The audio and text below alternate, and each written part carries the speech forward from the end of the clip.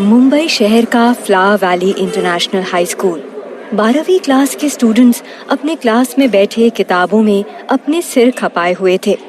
लेकिन section B का माहौल थोड़ा ज्यादा ही टेंस था। बोर्ड के एग्जाम्स में सिर्फ 30 दिन बचे हुए थे। इसीलिए सभी की नजरें बार बार ब्लैक बोर्ड के साइड में टंगे बड़े से चार्ट पर जा रही थी, जिसमें 30 दिन का काउंटडाउन बना हुआ था।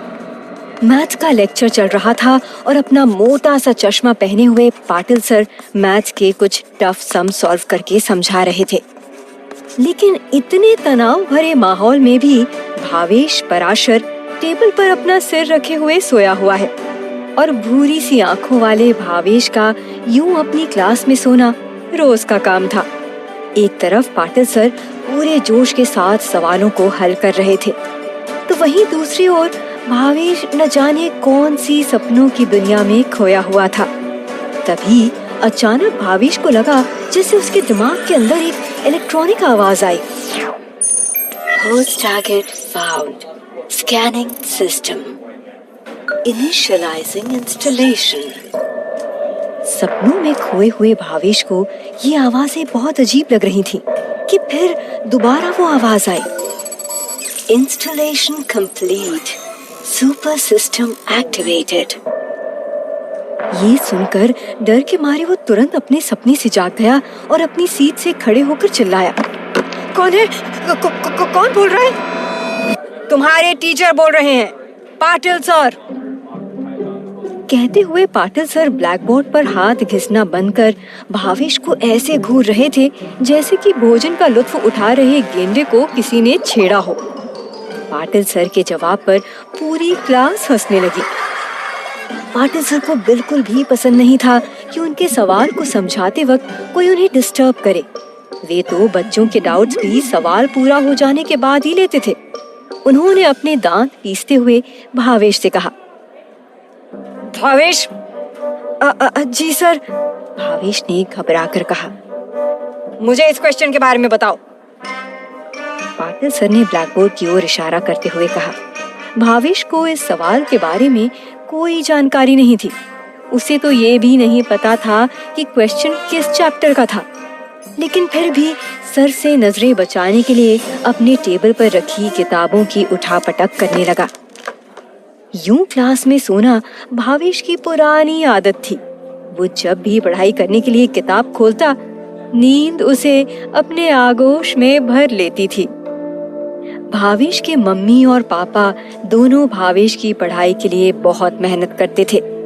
वे किसी तरह से पैसे इकट्ठे करते ताकि भावेश अच्छे स्कूल में पढ़ सके, लेकिन भावेश का बिल्कुल भी मन पढ़ाई में नहीं लगता था। उसका तो कई बार मन भी हुआ कि वो किसी तरह से इस स्कूल को छोड़कर भाग जाए, लेकिन हर बार ऐसा करने से पहले उसे अपने मम्मी और पापा का चेहरा सामने दिख जाता था। फिलहाल सर के सवाल पर भावेश अपना सर झुकाए हुए खड़ा था और चुपके से अपनी टेबल पर रखी हुई किताबों में पेजेस को इधर उधर इस इरादे से पलट रहा था कि शायद ऐसा करने से पाटिल सर उससे निराश होकर उसे बख्श दें। पर दया की भीख पाटिल सर के क्लास में नहीं मिलती थी। पाटिल सर उसकी चुप्पी को देखते हुए कहने लगे, स्लीपिंग ड्यूटी, यही है मिस्टर भावेश पराशर की एकमात्र ड्यूटी। अब जब तुम्हारी नींद पूरी हो ही गई है तो काफी फ्रेश लग रहा होगा, नहीं? आओ जरा इधर और इस प्रॉब्लम का सॉल्यूशन बता के दिखाओ। पूरी क्लास के ठहाकों के बीच गुर्राते हुए पाटिल सर ने कहा। भावेश मन ही मन सोच ही रहा था कि तभी उसे एक बार फिर वो इलेक्ट्रॉनिक आवाज सुनाई दी। सुपर सिस्टम में आपका स्वागत है। 12th class math text books detected. क्या आप इसे अपनी मेमोरी में फीड करना चाहेंगे? भावेश ने इससे पहले ढेर सारी कॉमिक बुक्स पढ़ रखी थी। सुपर कमांडो ध्रुव, सुपरमैन के बारे में तो सुना था, लेकिन सुपर सिस्टम किस बला का नाम है? तभी उसे लगा कहीं ऐसा तो नहीं कि शायद उसके पास कोई सुपर पावर आ गई है। तभी उसका चेहरा उत्साह से भर गया और उसके चेहरे पर एक बड़ी सी मुस्कान छा गई। लेकिन जैसे ही उसने अपने टीचर पाटिल सर की गुस्से से भरी हुई आंखों को देखा, उसने तुरंत ही अपनी इस बड़ी सी मुस्कान को छुपा लिया। उसने मन ही मन में सिस्टम को आदेश दिया, ओके सिस्टम।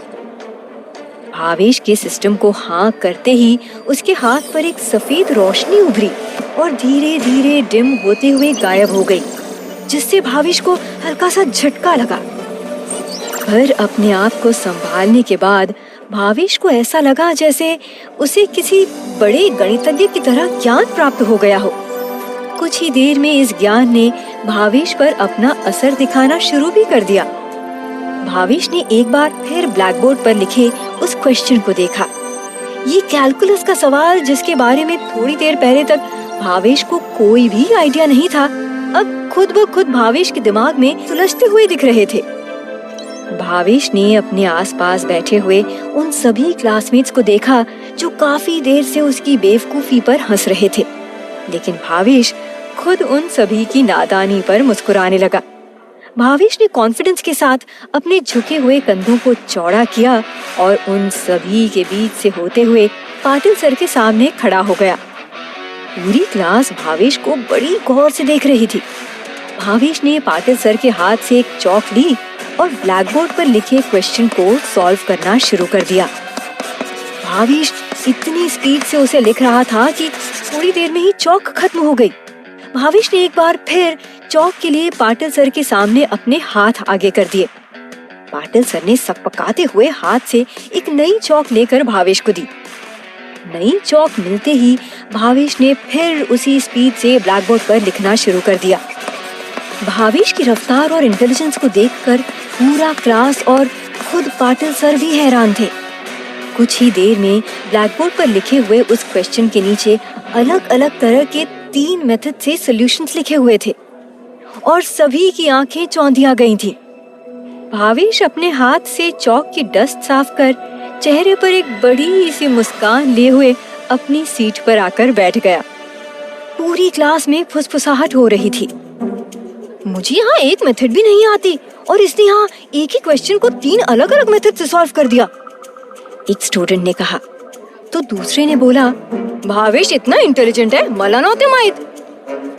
पाटिल सर सदमे में ब्लैक बोर्ड पर लिखे सभी सॉल्यूशंस को बारी बारी देख रहे थे। उन्हें अपनी आंखों पर विश्वास ही नहीं हो रहा था।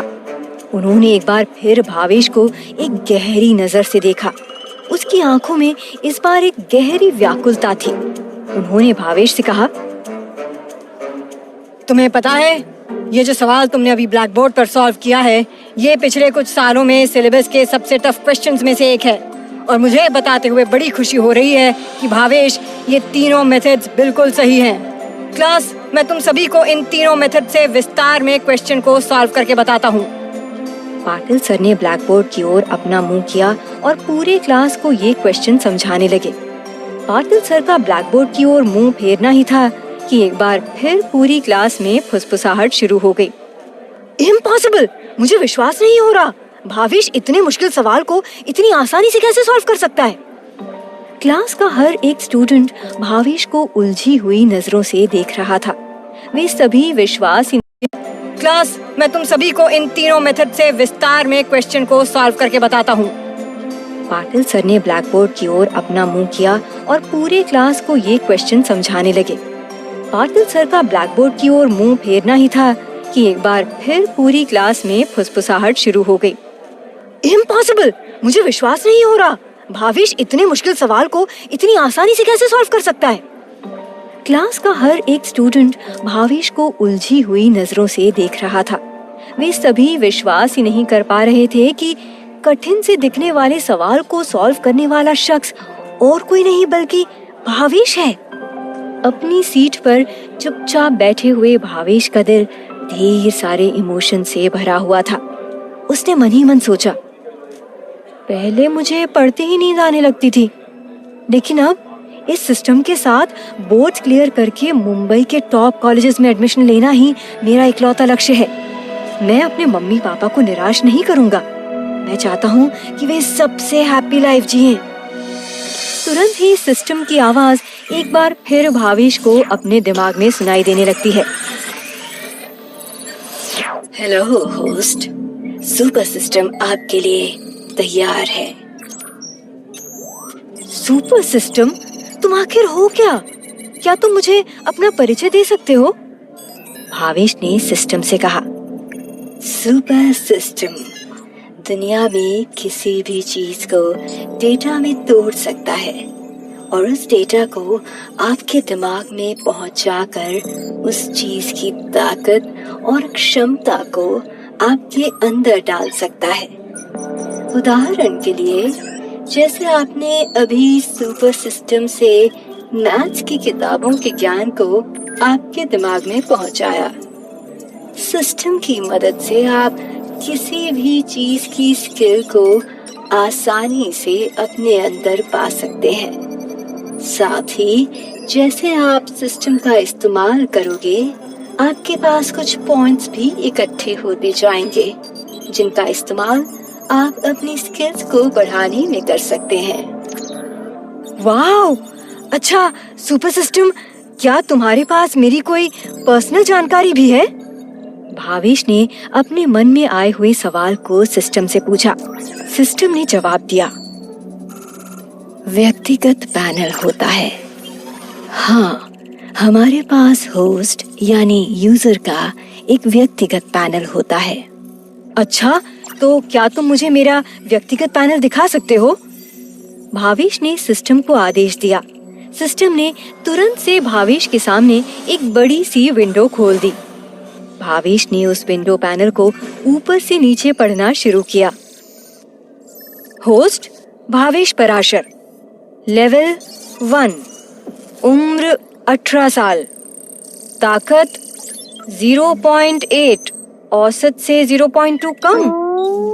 यार इतना कम तो नहीं है, भावेश ने अपने डोले फुलाते हुए कहा। चालाकी 0.8, औसत से 0.2 कम। मम्मी पापा ने सिखाई ही नहीं। आत्मा 1.2, औसत से 0.2 ज्यादा। अब इसके बारे में मैं क्या ही बोलूं। पेशेंस यानी धीरज 0.8, औसत से 0.2 कम। ठीक है, सीख जाएंगे धीरज रखना भी। स्किल मैथ 3, औसत से 2 गुना ज्यादा। अगला रामानुजन अपन ही है। टैलेंट कुछ नहीं यार, कुछ तो होगा। Skill points 0.3, personal space open. Panel को देखकर भावेश के मन में अब कोई चिंता नहीं थी, क्योंकि मैथ्स जिसमें भावेश हमेशा से कमजोर था, सिस्टम की मदद से वो मास्टरमाइंड हो चुका था। भावेश को विश्वास था कि वो इस सिस्टम के साथ अपनी सभी कमजोरियों को ताकत में बदल सकता है। लेकिन क्या वो सच में ऐसा कर सकता है? इसे जानने के लिए भावेश ने अपनी टेबल के ऊपर रखे बैग से अंग्रेजी की कुछ बुक्स निकाल ली और सिस्टम को आदेश दिया कि मैथ्स की तरह ही इस किताब का भी ज्ञान उसके दिमाग में डाल दे। भावेश का इतना कहना ही था कि उसके हाथ से एक मध्यम रोशनी निकली जो सीधे उस अंग्रेजी की किताब पर पड़ी। कुछ ही सेकंड्स में भावेश को अपने दिमाग में एक बार फिर इलेक्ट्रॉनिक आवाज सुनाई दी। High school English knowledge book detected. इसमें क्लास 12 के पहले तक का सारा इंग्लिश नॉलेज शामिल है। क्या आप इसे अपनी मेमोरी में फीड करना चाहेंगे? भावेश की सिर्फ हाँ कहने भर की देरी थी कि वो क्रिस्टल देखते ही देखते एक बार फिर भावेश के दिमाग में मिल गया और भावेश का दिमाग ढेर सारी अंग्रेजी की इंफॉर्मेशन से भर गया। उस इंफॉर्मेशन में ढेर सारी ग्रामर, प्रोनाउंसिएशन और सेंटेंस स्ट्रक्चर्स थे। इतनी अंग्रेजी जानकर भावेश इस समय खुद को शशि थरूर समझ रहा था। भावेश सिस्टम में जुड़े हुए नए इंग्लिश नॉलेज के क्रिस्टल को एक्सपीरियंस कर रहा था। इस बीच उसे पता ही नहीं चला कि कब मैथ्स का पीरियड खत्म हो गया। वो तो जैसे ही स्कूल की रिंग बेल बजी, तब कहीं जाकर भावेश को होश आया।